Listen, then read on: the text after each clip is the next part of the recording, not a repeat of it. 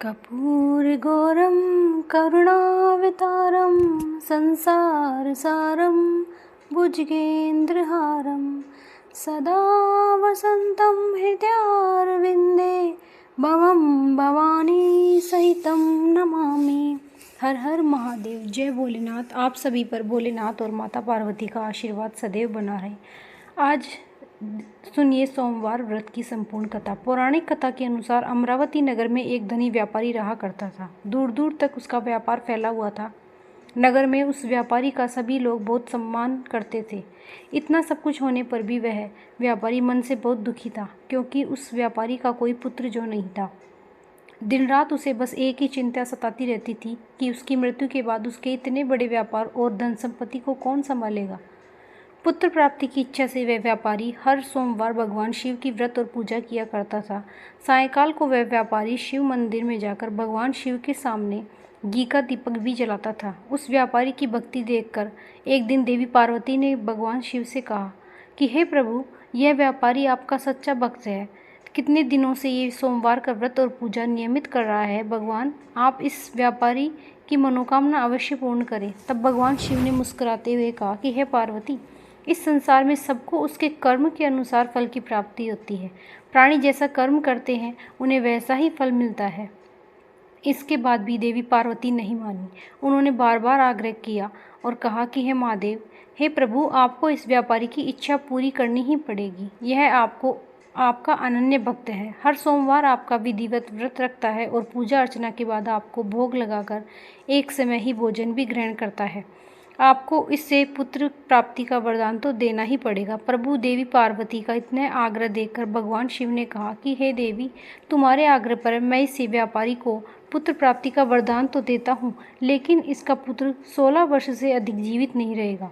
उसी रात भगवान शिव ने स्वप्न में उस व्यापारी को दर्शन देकर उसे पुत्र प्राप्ति का वरदान दिया और उसके पुत्र के 16 वर्ष तक जीवित रहने की बात भी बताई। भगवान के वरदान से उस व्यापारी को खुशी तो हुई, लेकिन पुत्र की अल्पायु की चिंता ने उसे खुशी को नष्ट कर दिया। व्यापारी अब भी पहले की तरह सोमवार का विधिवत व्रत करता रहा। कुछ महीने पश्चात उसके घर एक बहुत ही सुंदर पुत्र उत्पन्न हुआ। पुत्र जन्म से व्यापारी के घर में खुशियां भर गई। बहुत धूमधाम से पुत्र जन्म का समारोह मनाया गया। व्यापारी को पुत्र जन्म की अधिक खुशी नहीं हुई, क्योंकि उसे पुत्र की अल्पायु के रहस्य का पता था, लेकिन यह रहस्य घर में किसी और को मालूम ही नहीं था। विद्वान ब्राह्मणों ने उसे पुत्र का नाम अमर रखा। जब अमर 12 वर्ष का हुआ तो शिक्षा के लिए उसे वाराणसी भेजने का निश्चय किया गया। व्यापारी ने अमर के मामा दीपचंद को बुलाया और कहा कि अमर को शिक्षा प्राप्त करने के लिए वाराणसी छोड़कर आओ।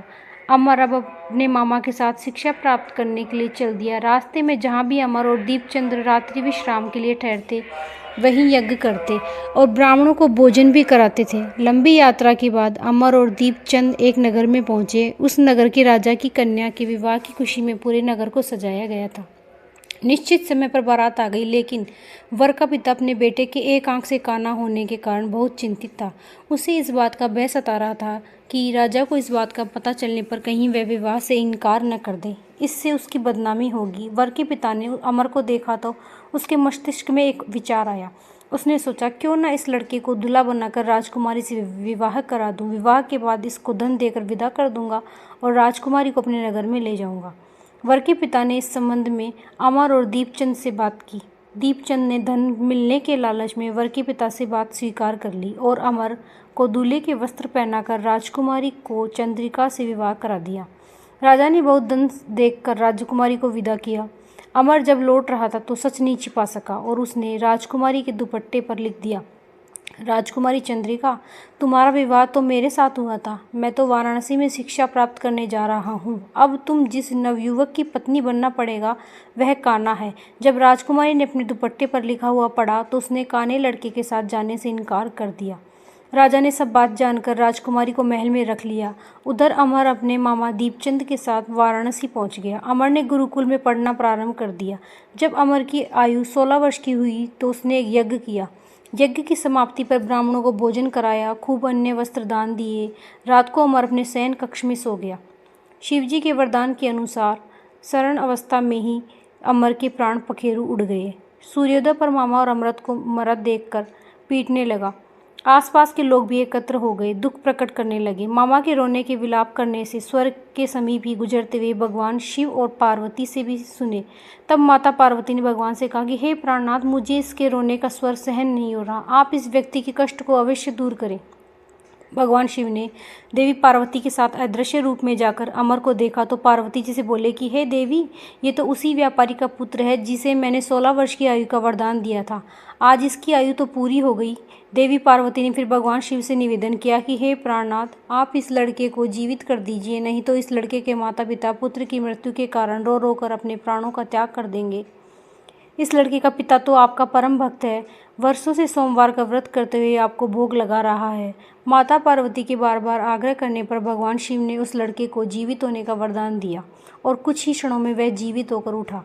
फिर शिक्षा समाप्त करके अमर मामा के साथ अपने नगर की ओर चल दिया। दोनों चलते हुए उसी नगर में पहुंचे जहां अमर का विवाह हुआ था।